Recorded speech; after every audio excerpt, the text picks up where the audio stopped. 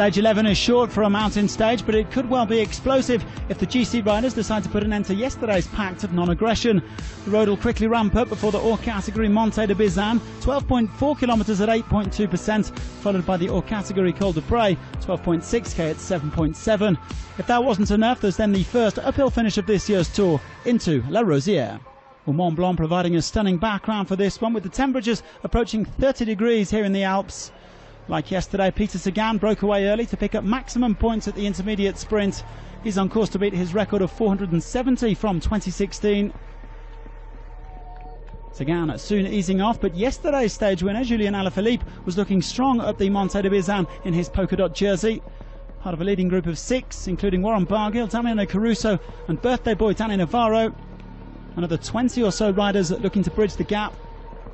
Team Sky once again behaving like the team with the maillot jaune and setting the pace, even if Greg Van Avermaet was in yellow for an 8th consecutive day. Alaphilippe getting 20 points in his bid to defend the polka dot jersey. Barguil and De Gendt a few seconds behind. The three men push their advantage out to 6 minutes on the descent. Well, the breakaway came back together before the Col du Bray, though it soon began to splinter again, with Elie Gesbert and Amayan Moinard burying themselves for Barguil. Finally then a move from one of the GC teams, Movistar's Alejandro Valverde attacking from the peloton, and no reaction from Sky. Gesbert and Moinard still plugging away at the front, though it was all getting a bit too much for Alaphilippe, who started to go backwards. Although the quick-step man will still have the polka dot jersey tomorrow. Valverde catching teammate Marc Soler, who was in the original break. The two Spaniards looking to bridge across to the leaders, perhaps tee things up for Nairo Quintana and Mikel Landa. Well, some absolutely breathtaking scenery on this 11th stage as the peloton began to up the ante. Somewhere blue with Tom Dumoulin jumping off the front with his teammate Søren Kragh Andersen, and he would soon catch Valverde. Up at the front, the 5 riders tackling the final climb to La Rosiere. 3 minutes over the peloton. Valverde and Soler still holding on, but the pack were closing fast. And then with 9k to go, Mikel Nieve went for it, presumably getting the green light from Mitchelton Scott after his leader Adam Yates was dropped. Sky putting the hammer down in the final climb, with Astana's Jakob Fuglsang also going backwards.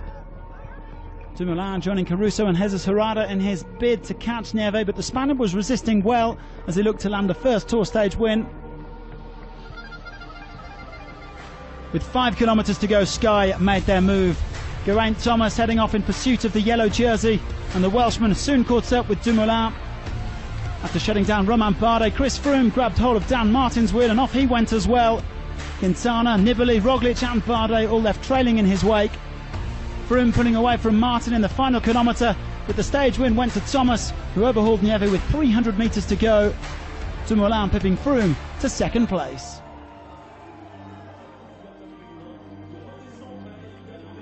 Well, this was a remarkable demonstration of force from Team Sky, despite the best efforts of Valverde, the day's most aggressive rider. The British team, seeking their 6th Tour victory in 7 years, now have the maillot jaune, and it's hard to see who's capable of taking it off them. The leadership question could be an intriguing one in the coming days, with Thomas and Froome now 1 and 2 in the GC. For me, just an amazing day. I think I said earlier, whatever happens now is a bonus. You know, I think this race has been amazing for me so far, and yeah, it will be a success whatever happens now.